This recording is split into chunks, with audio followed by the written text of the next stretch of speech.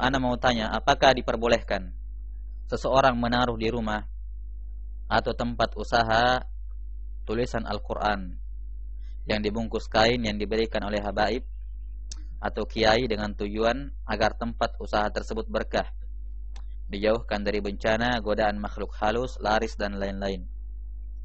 Apakah pada zaman Nabi ada hal-hal seperti tersebut? Mohon jawaban dan penjelasannya.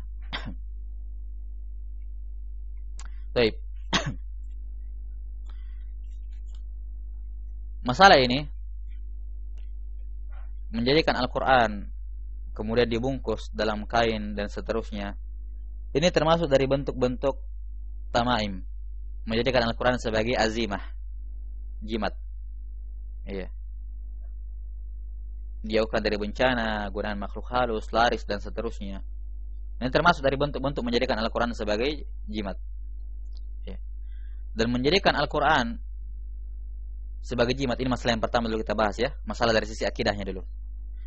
Dan menjadikan Al-Quran sebagai jimat, ini adalah hal yang bid'ah dalam agama.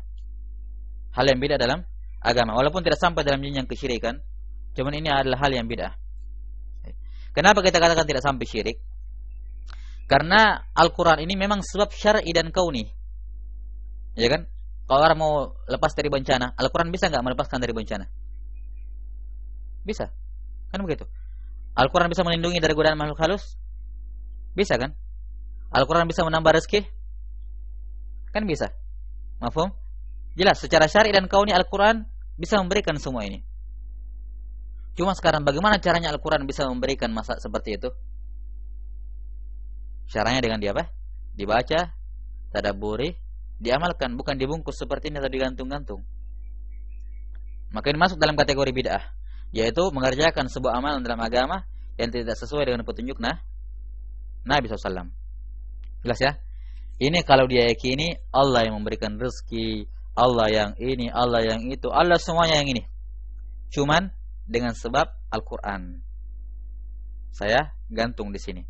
Ini syirkul, ini hukumnya bid'ah.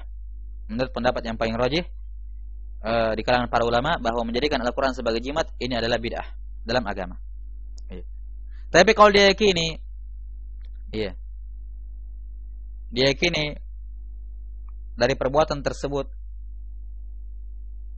jadi kita katakan, saya ulangi, bahwa mengerjakan amalan seperti ini, menjadikan Al-Quran sebagai jimat, ini adalah hal yang bid'ah dalam agama. Nah, kemudian dari sisi yang kedua, bahwa mengamalkan amalan seperti ini adalah perbuatan imtihan, menghinakan Al-Quran. Menghinakan Al-Quran. Dibungkuslah, kemudian digantung-gantung.